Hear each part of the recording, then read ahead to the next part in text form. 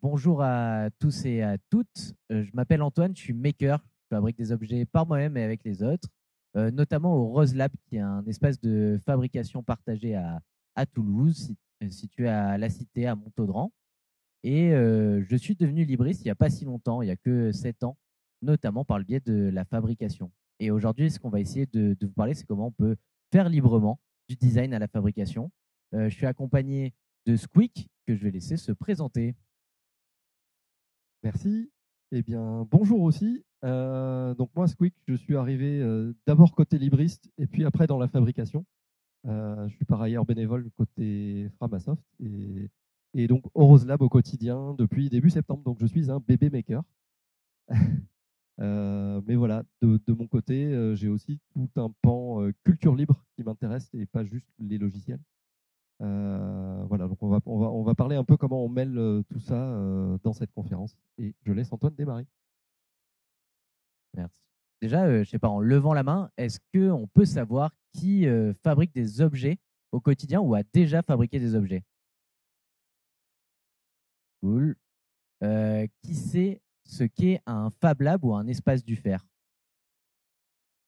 Waouh, quasiment tout le monde. Juste pour le terme espace du fer, c'est le mot qu'on utilise maintenant depuis 3 ans pour être plus générique que Fab Lab. Fab Lab, ça vient du MIT, c'est une charte qu'on doit rejoindre. Par exemple, le Rose Lab a rejoint la charte, mais il y en avait d'autres qui ne voulaient pas. Il y a des hackerspace, des makerspace, des ateliers d'artisans partagés, etc. Et donc, on a dit que plus que des mots, il était question de faire et de faire ensemble. Donc, on a décidé de prendre ce mot générique sans perdre aussi le mot Fab Lab qui pouvait correspondre à certains, certaines.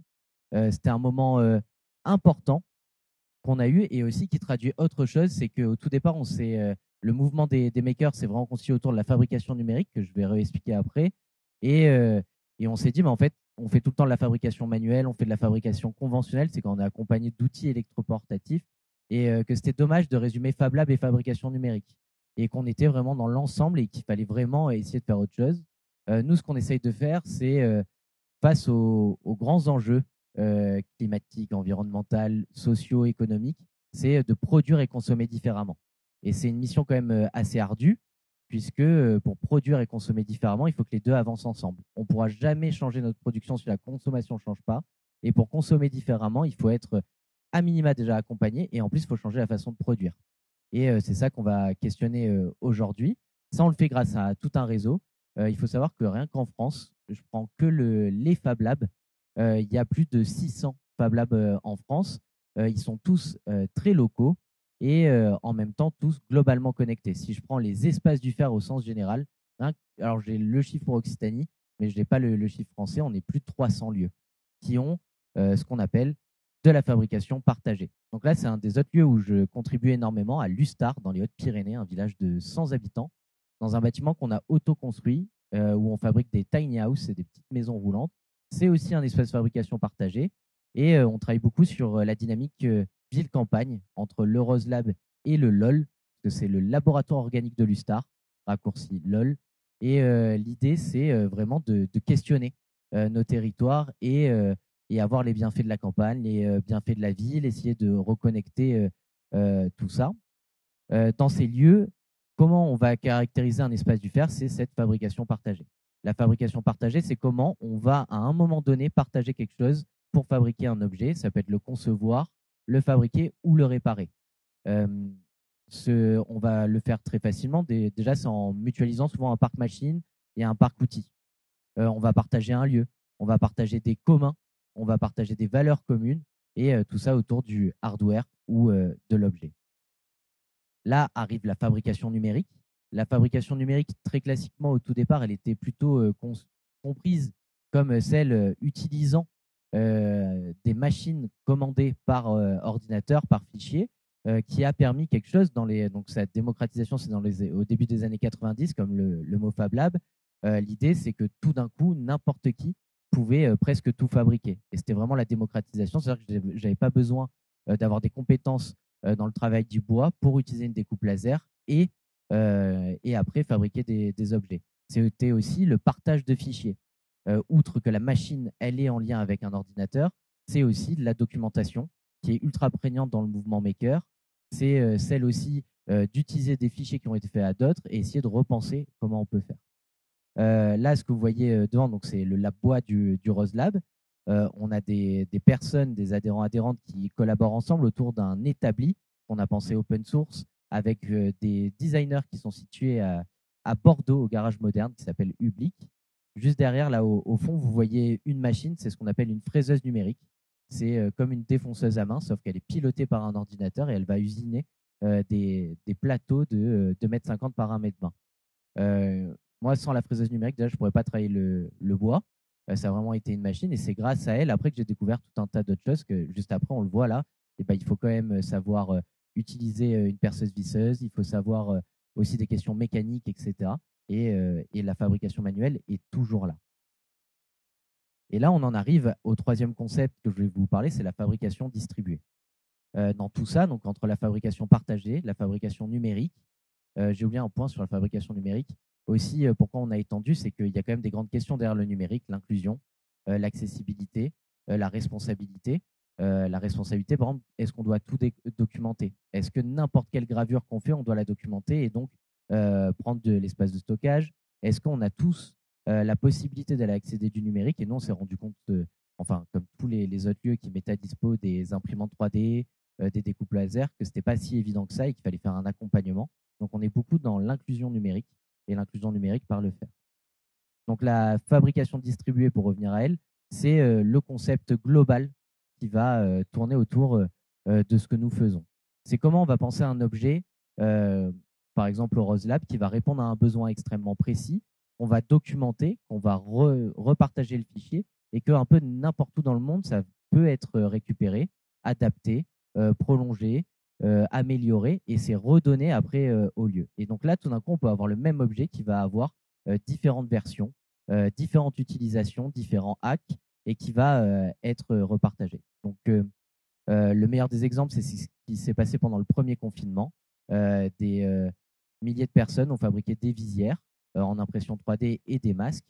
À Toulouse, le Rose Lab coordonnait un peu les actions et il faut imaginer que c'était un peu moins de 1 million d'objets sanitaires d'urgence qui ont pu être fabriqués. Comment on a pu le faire? C'est parce qu'il y avait un réseau qui se connaissait, il y avait des pratiques en commun, il y avait des machines qui étaient à dispo, des gens qui avaient des valeurs et on a pu répondre à l'urgence extrêmement rapidement. Il faut s'imaginer que ces visières en impression 3D, rien que la première semaine, il y avait plus de 30 versions qui avaient été développées partout dans le monde pour être adaptées à différentes machines, pour aller plus vite, pour être optimisées.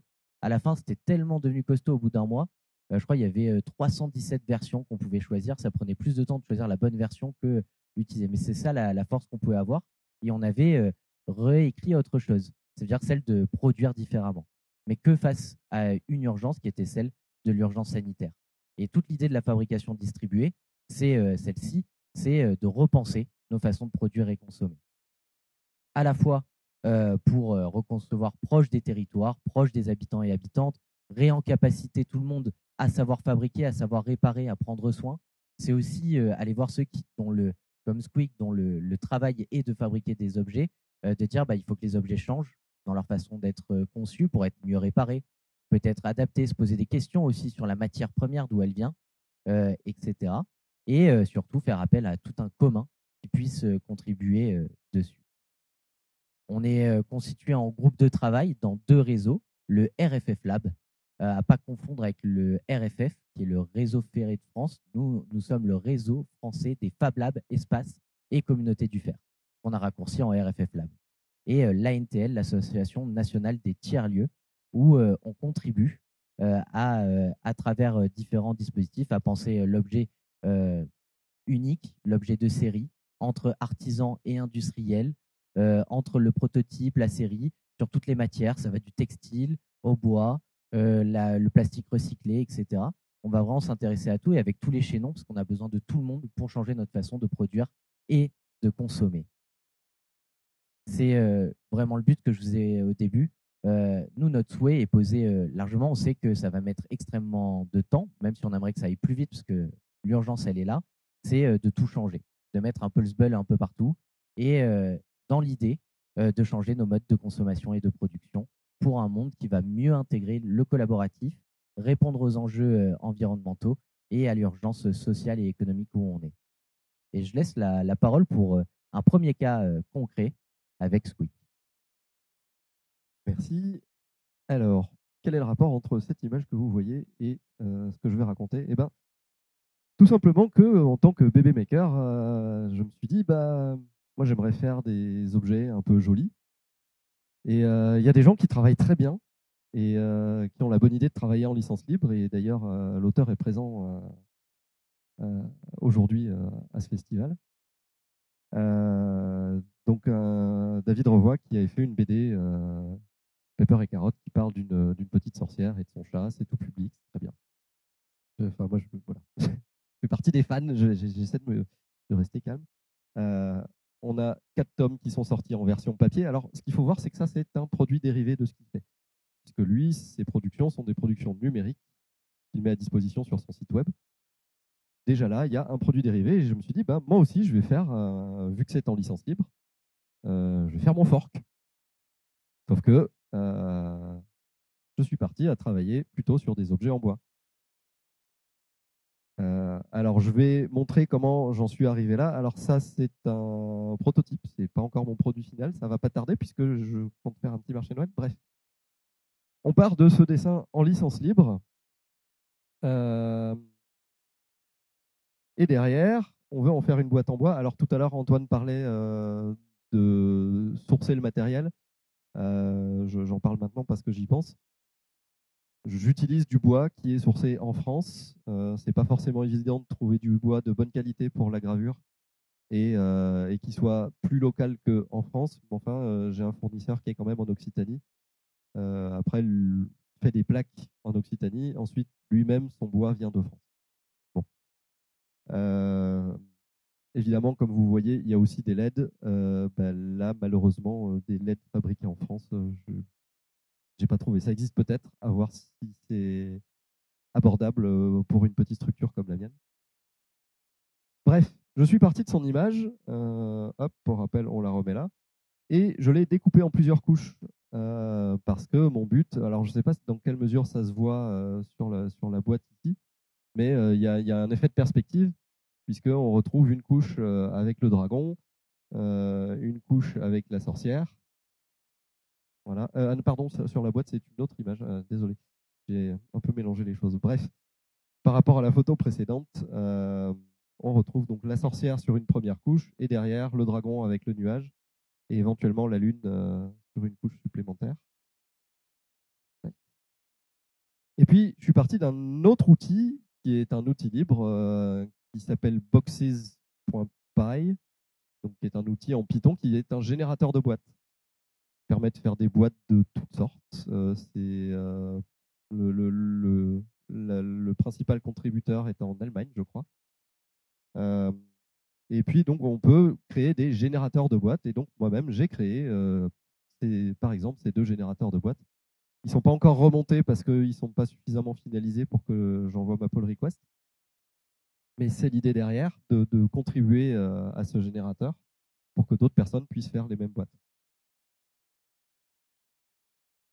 Et puis ensuite, eh bien, moi, j'ai utilisé ici OpenSCAD pour vérifier que j'arrivais à construire ce que je voulais construire avant d'aller découper du bois de façon numérique. Donc en gros, je crée du code qui va aller récupérer les fichiers de boîte générés par boxes.py et me générer une vue 3D. Alors j'ai enlevé le côté pour qu'on puisse voir à quoi ça ressemble. Donc ça, c'est celle qui est ici.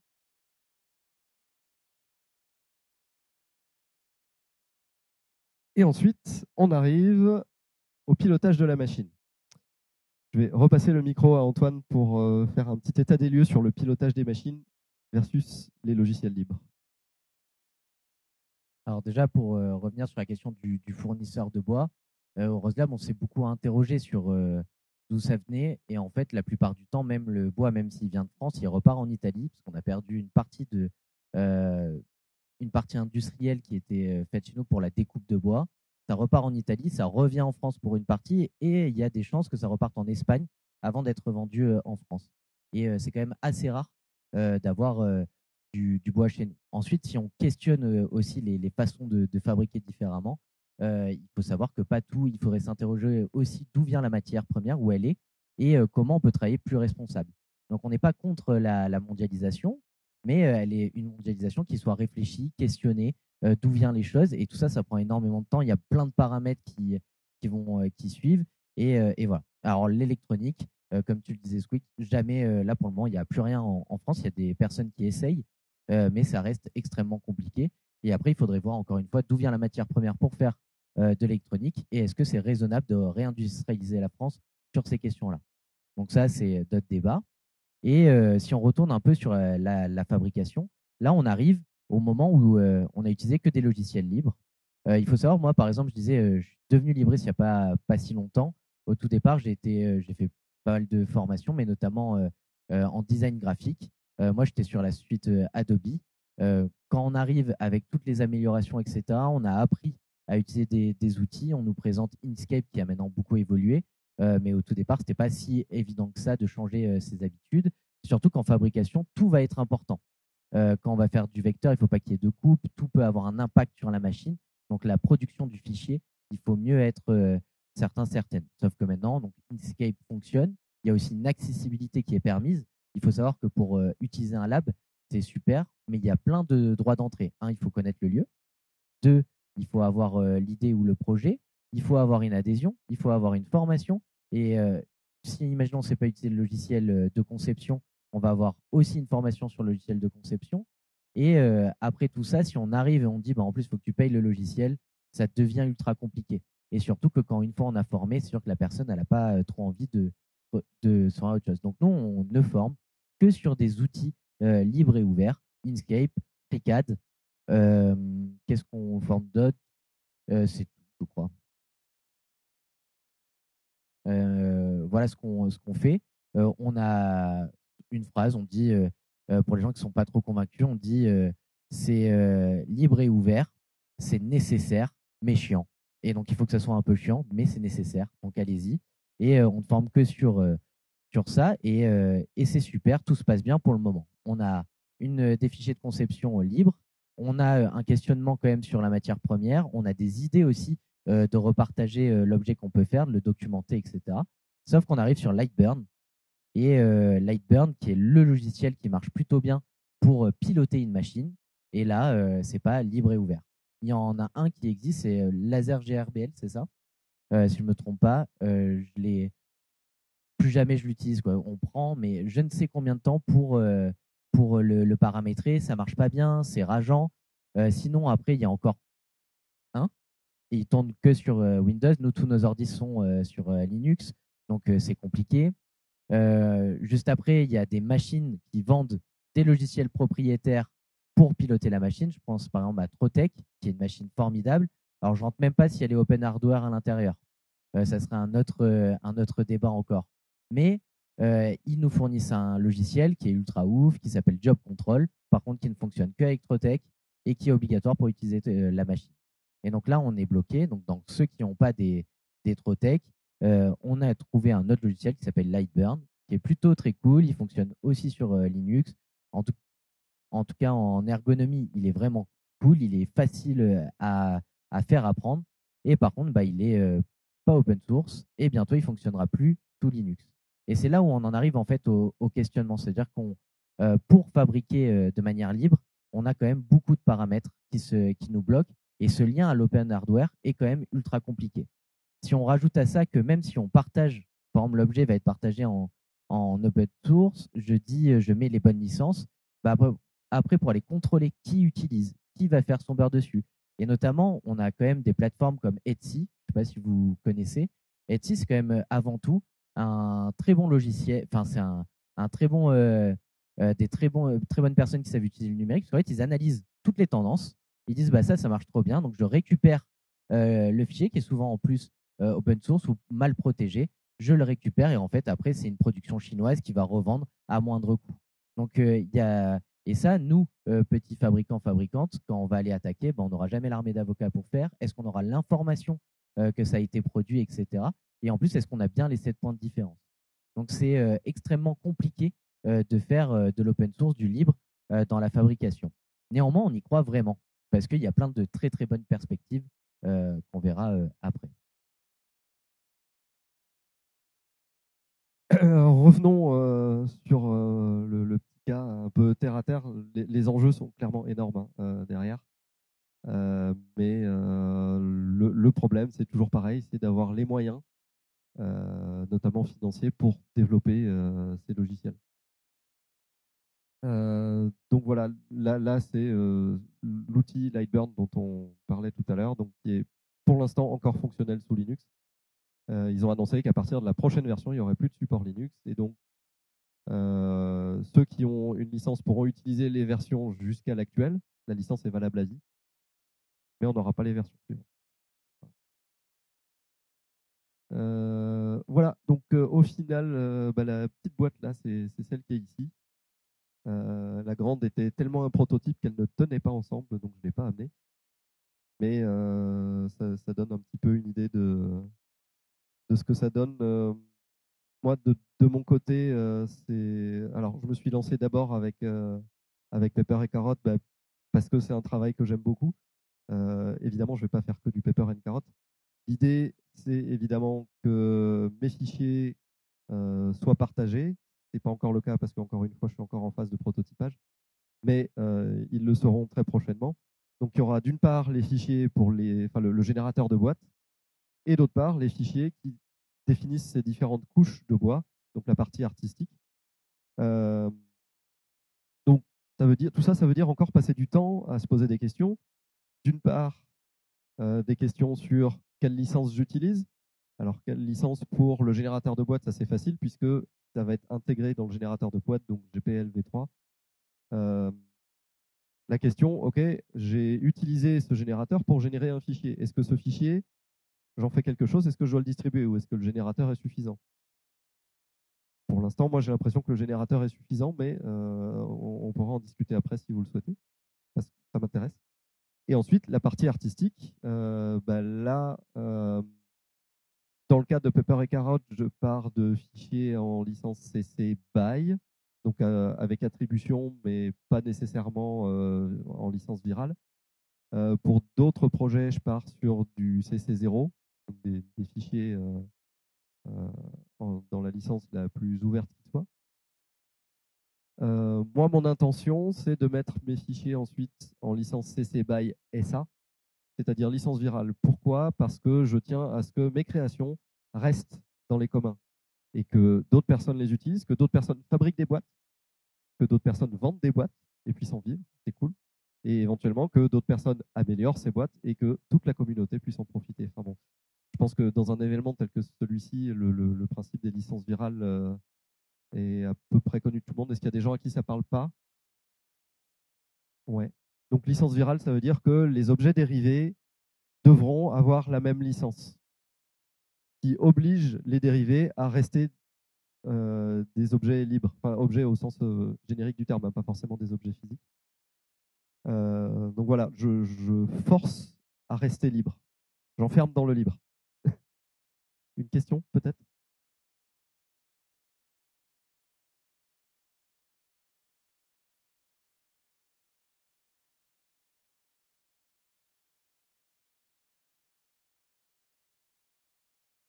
Ah non, non, non. Share alike, ça veut dire que les dérivés devront. Pardon, oui, la question c'est avec share alike, ils ne pourraient pas faire de modification puisqu'ils doivent repartager tel quel.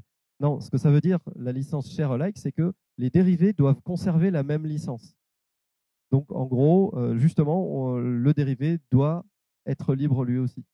Mais le dérivé est complètement autorisé. Après, il existe l'extension ND, No Derivatives, sur les Creative Commons, qui, elle, interdit les modifications.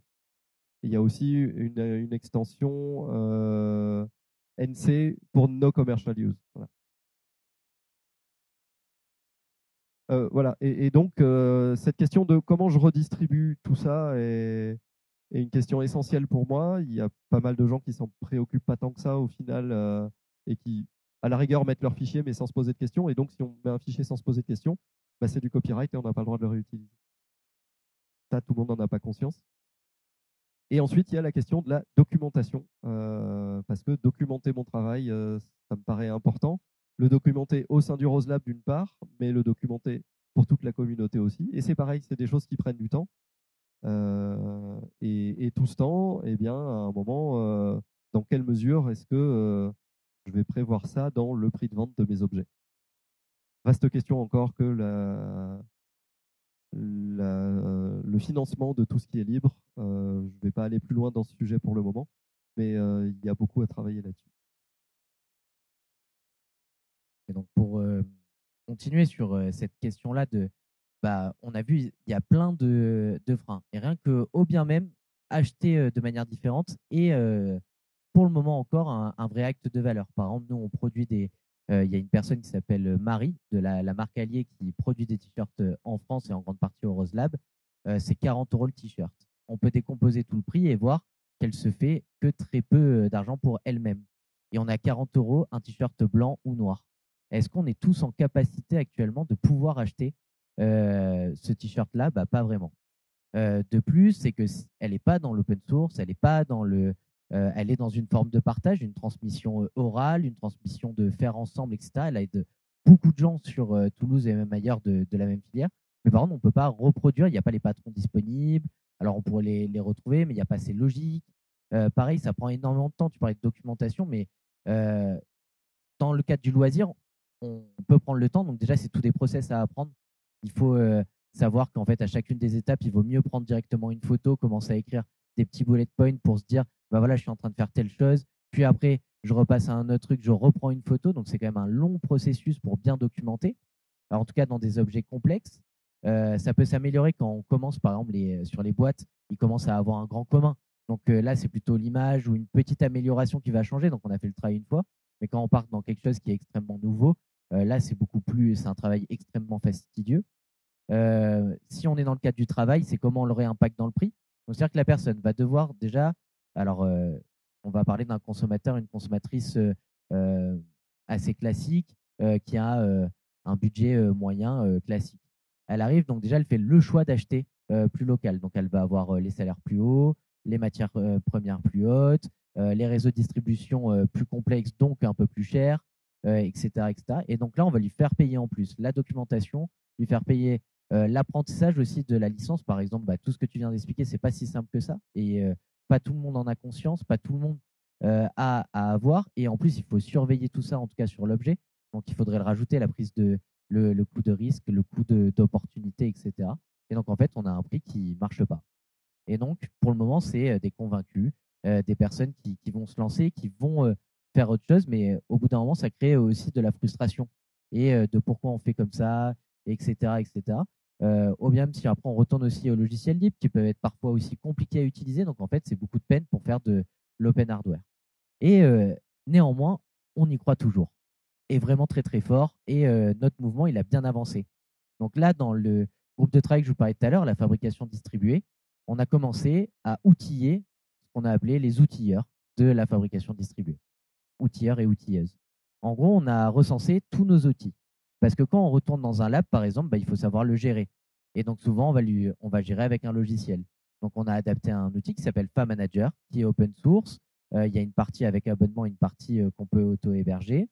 La problématique qu'on rencontre, c'est qu'ils ont développé ça sous Ruby, donc assez compliqué à reprendre en main, mais bon, en tout cas, ils sont bien présents.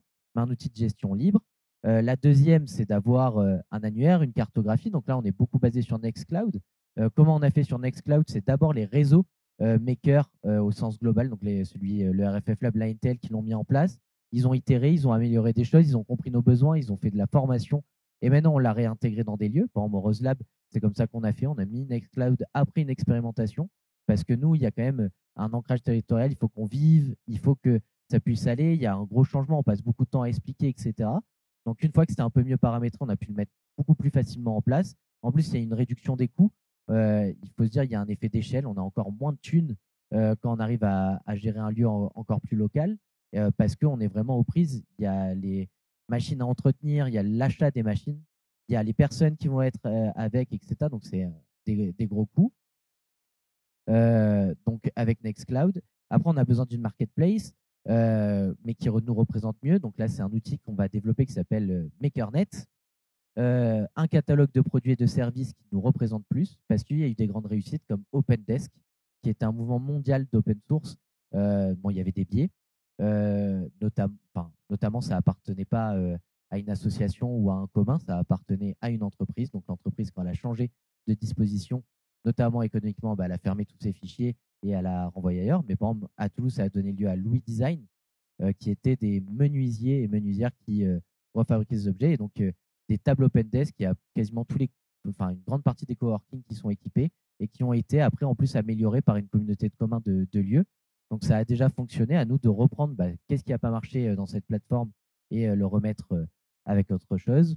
Et surtout, c'est travailler différemment entre ceux qui fabriquent des objets, qui essayent de porter ces valeurs-là, travailler avec nos développeurs, développeuses qui pensent à ces objets. Et après, à terme aussi, c'est avec les fabricants, fabricantes de machines. Parce qu'on ne peut pas, il y a un moment donné, on voit bien qu'on est bloqué. Par exemple, nous, tous nos ordi sont sous Linux. Il y a la moitié des machines qui ne sont pas capables de travailler avec Linux. Pareil, c'est que c'est bien beau de dire on va refabriquer en France, on va se re-questionner sur nos fournisseurs, etc. Mais d'où viennent nos machines? Nous, en majorité, les machines, elles viennent de Chine, parce qu'on n'a pas les moyens de se payer. Par exemple, une Trotec, et encore maintenant, tout est refabriqué en Chine avec Trotec, mais c'est 80 000 euros, la même machine que nous, on a payé 17 000. Donc le rapport, il est quand même extrêmement costaud, et après, il est réimpacté chez qui? Chez les citoyens, citoyennes, les professionnels qui viennent chez nous. Donc c'est quand même assez compliqué. Je ne parle même pas après quand on tombe dans le SAV, où là, ça coûte ticket de 2 000, 3 000 euros pour une casse, alors qu'on pourrait réparer différemment. Donc c'est quand même un énorme ensemble. Des fois, moi, j'ai un peu peur. Je me dis, quand je mets le doigt sur quelque chose, il y a tout qui s'imbrique, etc. Donc on y va petit à petit. Et ce qui était important de voir avec le projet de Squeak, c'est de voir de manière concrète, déjà, on peut voir avec des plus petites choses, des petits canaux. Et surtout, on fait ensemble. Et on porte des projets en commun sur ça. Vous pouvez regarder, donc on a des rendez-vous, c'est tout pour ceux qui sont et celles qui sont intéressés tous les premiers lundis du mois. Ça s'appelle Comme un lundi. On se retrouve, on pose nos questions, c'est en une programmation ouverte, c'est en ligne. Et surtout, on a lancé un dispositif qui s'appelle les appels à commun. Parce on déteste. Oui, non, on déteste. Les appels à projets, les appels à manifestation. On en a marre un peu de devoir répondre à des projets, à se rajouter du travail alors ce qu'on fait est essentiel. En tout cas, c'est ce qu'on pense pour les territoires. Et vu qu'il y a des communautés qui sont là, ça veut bien dire que ça répond à un besoin. Donc on en a marre un peu que pour les collectivités nous soutiennent comme ça. Surtout qu'on dit que c'est quand même un changement nécessaire et qui est partagé. L'idée, c'est de plus travailler aussi sur la concurrence, la mise en concurrence entre des lieux, des communautés, des projets qui sont assez ouf, et on les met juste en concurrence. Donc, on a créé l'appel à commun. Enfin, c'est un dispositif, c'est l'idée. Tout le monde propose ces projets, et après, les gens vont auto-choisir où ils vont financer. Donc, les lieux vont financer une partie des outils, et l'État, par exemple, va dédoubler l'euro. Et au début, ce qu'on avait un peu peur, c'est de la mise en concurrence entre les différents outils, même si ça vient de nous. Donc, vous savez qu'on se dispute entre outils. Bon, au final, ce qu'on a réussi à faire, c'est créer des briques de connexion entre les outils et commencer à créer des connexions entre autres. Donc, moi, j'étais beaucoup à la manœuvre de ces sujets-là depuis 3 ans.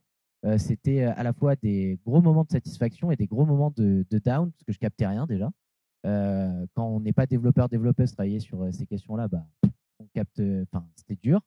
J'étais pas au début libriste, donc je le suis devenu, mais j'avais toujours ce côté pragmatique, comment ça fonctionne, comment on arrête aussi d'imposer que ça soit pas un mal-être d'utiliser le libre.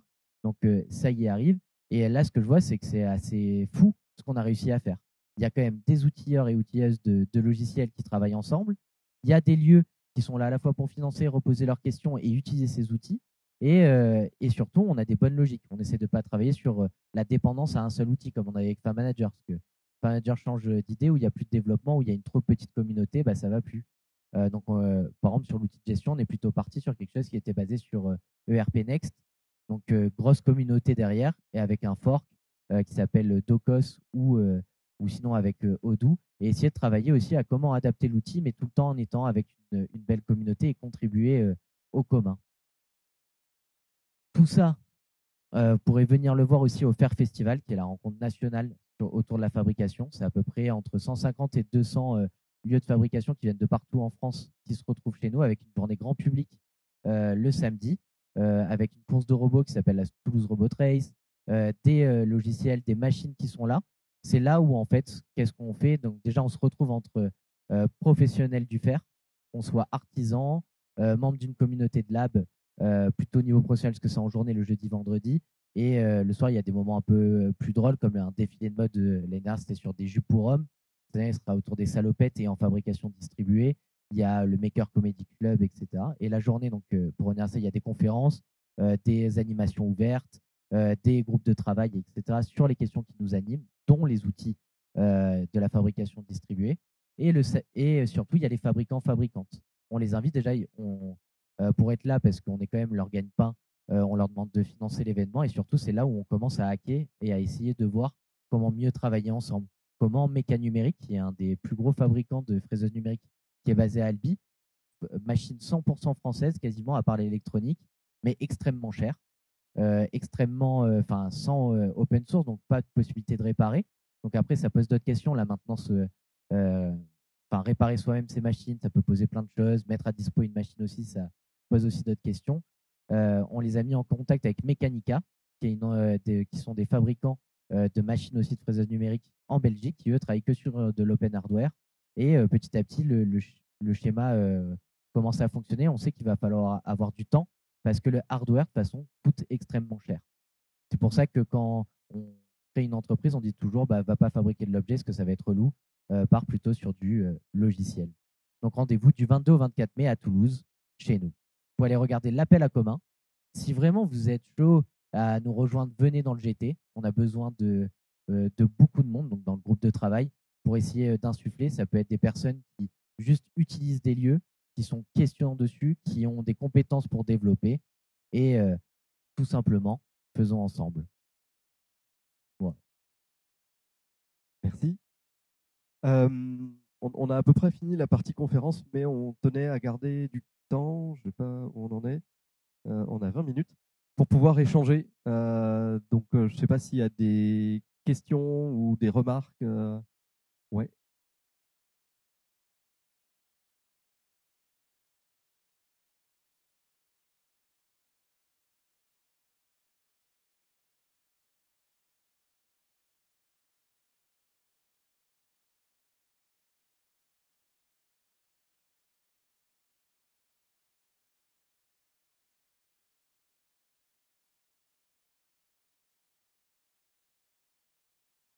Oui, merci. Donc, je répète pour la vidéo.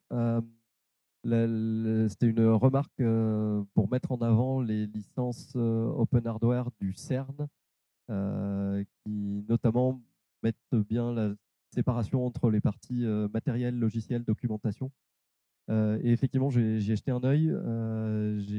J'avoue que j'ai pensé à l'utiliser, mais en fait, au final, dans mon cas à moi, ça s'appliquait pas aussi facilement puisque pour la partie logicielle, c'était contribuer un projet, donc pour le générateur de boîte, qui était déjà avec sa licence GPL V3. Et l'autre côté, c'est une licence artistique.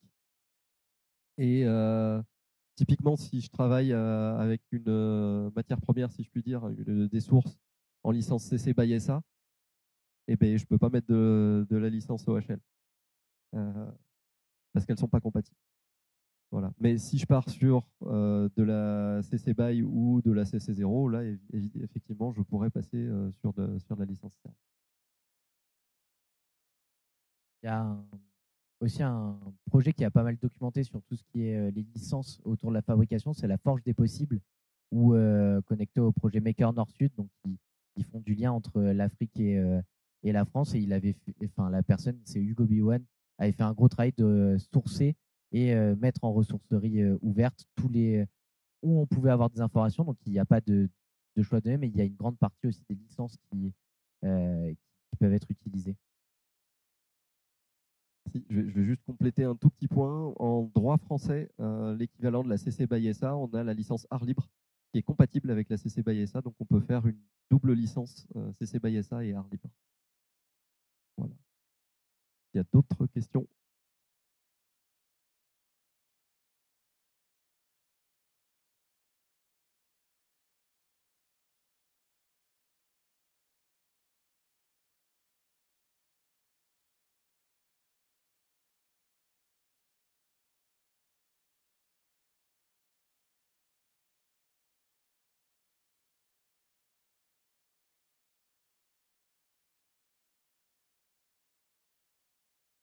Alors la question est, on a beaucoup parlé de distribution, de fabrication numérique. Est-ce qu'il y a une possibilité de tout simplement aller plus vers du low-tech, vers... euh, alors attends, qu'est-ce que tu as dit exactement? Si tu peux répéter un peu, réapprendre à faire avec ses mains, etc. Alors déjà, donc pour nous, comment on perçoit déjà le low-tech? Il faut savoir que le low-tech, c'est la meilleure des bases en ligne pour retrouver des projets et des tutos pour reprendre. Donc la fabrication numérique que je parlais au début, elle est là aussi. C'est comment on va repartager des choses. Pareil, quand je parlais de fabrication partagée, nous au quotidien, sans la fabrication manuelle, on peut rien faire. C'est-à-dire que là, si j'ai la boîte, si je ne sais pas quel colle je vais utiliser, comment l'emboîtement, comment avoir un petit maillet qui va taper. Donc, il y a des connaissances, donc on travaille sur les deux. La machine, on travaille beaucoup sur la fabrication numérique choisie. Je ne suis pas obligé d'eux. Et on travaille vraiment aussi à transmettre d'autres façons. Et après, ce qu'on réexpliqué, c'est que même bien utiliser une perceuse visseuse, et là, il y a d'énormes tutos, par exemple avec Système D, qui a fait un gros travail et toute la documentation est là. Il y a aussi tout ce travail qui est fait. Et comment nous, on perçoit le low-tech? Il y avait une conférence qu'on avait donnée au dernier THSF qui avait lieu à Utopia sur le low-tech. Nous, notre perception du low-tech, c'est surtout pas l'opposé à l'high-tech. C'est l'idée de comment on va mieux questionner qu'est-ce qu'on va utiliser. Quel moment c'est intéressant. Je me souviens toujours de cet exemple avec Clément, que vous pouvez retrouver. Il est animateur maker chez nous au quotidien et il tient le stand du Rose Lab, juste en haut. Il est arrivé une fois pour couper une planche assez épaisse, il allait utiliser une découpe laser. Je suis arrivé, je fais pourquoi? Parce qu'en plus, elle va être biseautée, ta découpe. Pareil, pourquoi tu. C'est un peu débile d'utiliser une machine aussi complexe, presque de haute technologie. Maintenant, ça s'est beaucoup démocratisé pour faire une ligne droite alors que tu as une radiale ou une scie pour utiliser. Bah, lui, ce qu'il m'a expliqué, c'est qu'il ne savait pas les utiliser. Donc, qu'est-ce qu'il allait chercher? Bah, pour sa sécurité, pour sa facilité, etc., il allait chercher la découpe laser. Alors, ce n'est pas ce qu'il y a à faire. Il faut qu'on le réencapacite à savoir utiliser une radiale. C'est ce qu'on a fait. Mais à ce moment-là, bah, je trouve que c'est tout à fait parlant de comment et quand je vais utiliser telle chose. Pareil, quand je vais devoir faire 100 fois le même geste. Quand je suis artisan, si j'ai un geste précis, oui, c'est intéressant. Par contre, si c'est encore une fois juste découper la ligne droite, par exemple, sur faire les boîtes, les faire à la main, on peut le faire. Par contre, on va prendre énormément de temps. Donc, le coût va être pas accessible. Et surtout, est-ce que c'est intéressant de savoir faire ça? Par contre, concevoir l'objet, savoir optimiser aussi les bons emboîtements. Mais en fait, il y a un autre rapport derrière. Et enfin, ça, souvent les artisans qui nous posent ces questions-là, où on travaille beaucoup avec le Tech Lab sur cette problématique. C'est l'idée aussi de se dire, derrière le tout, on n'est obligé à rien. C'est comment on va l'optimiser, comment on va documenter et où c'est vraiment utile. N'oublions pas que la machine, de toute façon, c'est qu'un prolongement de soi. Si on ne fait pas bien son travail, c'est comme avec un outil, on lui donne en fait quelque chose, ça ne va pas aller. Donc c'est un nouvel outil dans l'arc de tout ce qu'on doit pouvoir faire.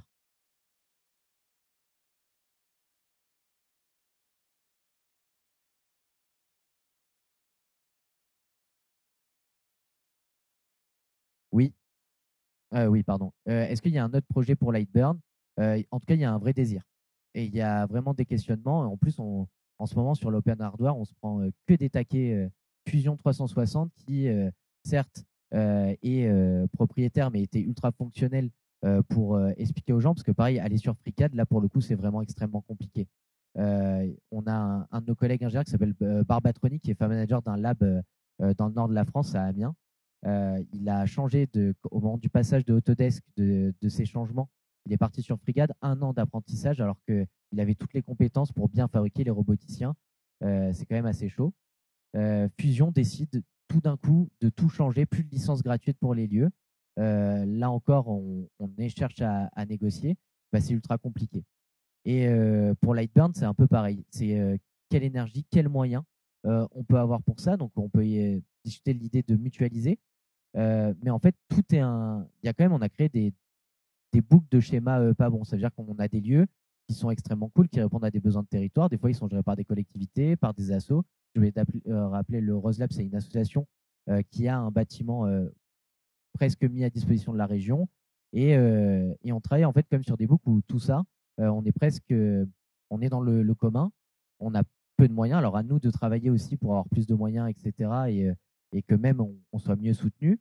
De ça, on leur demande d'utiliser des logiciels et donc de financer pour ces logiciels, etc. Et en plus, on n'a pas toutes les compétences. Donc, je pense qu'une personne qui veut se lancer sur un logiciel qui ressemble enfin, qui a les mêmes qualités que Lightburn, déjà, il y aura tout le monde qui sera prêt à cofinancer, à y aller. Par contre, il faut trouver les bonnes personnes.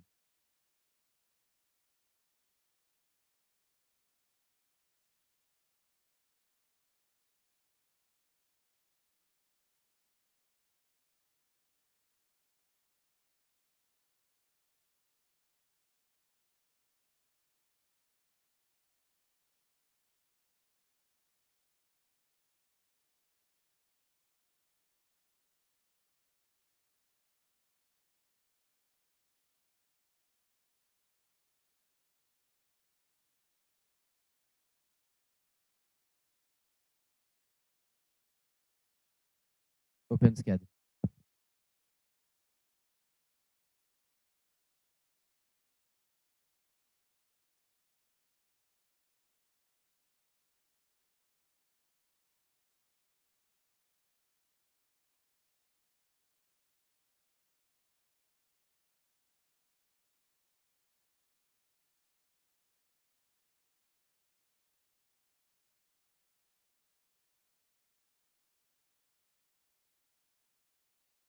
Merci. Donc, je vais juste répéter pour la caméra. Donc, une suggestion d'outils qui s'appelle Build12 3D, qui est une bibliothèque Python, un ensemble d'outils en Python, donc qui est encore une alternative. Moi, j'ai parlé d'OpenSCAD tout à l'heure.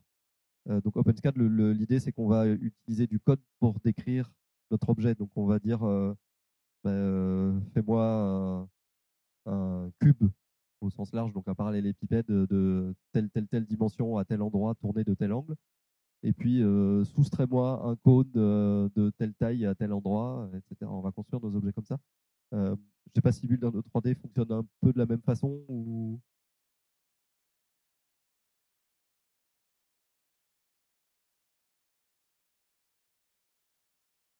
Ok. Bon, en tout cas, je te remercie pour le truc. Je vais regarder ce truc-là et voir si ça peut aider. Ouais, ouais, pas de souci. Merci. Ce que tu dis aussi, ça me fait dire que, bon, je parlais du côté un peu difficile pour nous. Non, il y a des trucs aussi où on a plein d'avantages, c'est que quand même, on n'est pas sur des choses, à part pour la CAO ou la DAO, donc le dessin assisté par ordinateur, sur des choses très complexes. Par exemple, pour la plupart des usages, Inkscape, il est juste ouf sur comment on utilise. Et vraiment, les améliorations qui ont été, bah, en fait, c'est suffisant. Quand quelqu'un vient, par exemple, moi, j'ai arrêté d'utiliser Adobe, enfin Illustrator pour la fabrication, parce qu'en fait, déjà, il est mieux paramétré. Maintenant, il est adapté aussi à la fabrication, ce que n'est pas forcément Illustrator, même si là, ça revient un peu, et on est quand même sur des choses assez simples. Pareil, Lightburn, bon, il faudrait voir, le principal problème, c'est la connexion à la machine. Mais sinon, le reste, on est quand même sur mettre des couleurs en RVB, à paramétrer, etc. Donc, c'est pas non plus extrêmement compliqué. Et ça, c'est vraiment cool. C'est vrai que par contre, sur la CAO, c'est un peu plus complexe de concevoir parce que ça demande beaucoup de paramètres, etc. Et ce qui explique que FreeCAD est si compliqué parce que c'est une usine à gaz pour fabriquer des objets. Mais sur la DAO, Inkscape fait tout à fait le taf. Et maintenant, en plus, il est intuitif et il est vraiment cool.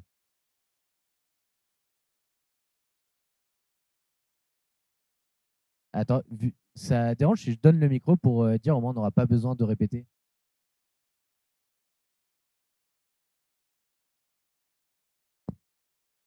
Je pense que le problème avec FreeCAD, c'est que c'est un outil qui permet beaucoup de choses. Il y en a qui l'utilisent par exemple pour faire du BIM, enfin de tout ce qui est architecture et tout ça. Il y en a qui l'utilisent pour faire des boîtes, toutes choses. Et ça a un peu, je pense qu'il a un peu le même problème que GIMP en fait. Il permet de faire beaucoup de choses et du coup au niveau de l'ergonomie, et on a forcément en fait de s'adapter aux besoins des utilisateurs. Et quand c'est les utilisateurs, et ben, c'est plein de profils différents, c'est un peu compliqué en fait de faire quelque chose de pratique.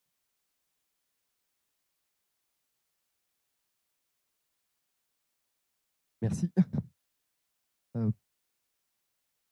Non, mais tu as raison, on a bien conscience de ça et tout le fait qu'on veut travailler et contribuer plus au commun sur ce type de logiciel et après reprendre aussi, bah, pour avoir quelque chose qui peut être adapté à nous, bah, c'est juste discuter, déjà faire remonter nos besoins, comment on peut contribuer. Et je pense que c'est ça qu'il y a eu pour Inkscape, notamment avec le travail du Carrefour numérique, qui avait commencé à énormément documenter sur Inkscape. Et donc, des développeurs, développeuses ont commencé à adapter aussi certains outils qu'on pouvait installer directement sur Inkscape. Et là, c'était le changement absolu pour nous, quoi. Est-ce qu'il y a une ultime question? Vas-y.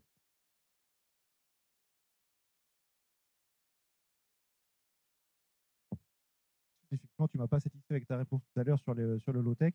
Je faisais allusion à deux choses un peu différentes. Le premier, c'est une forme de verrou technologique. Quand tu as l'outil, tu es orienté vers l'utilisation d'une certaine machine et il y a un sens en termes de bifurcation industrielle et sociétale à vouloir se passer de ces machines en aval.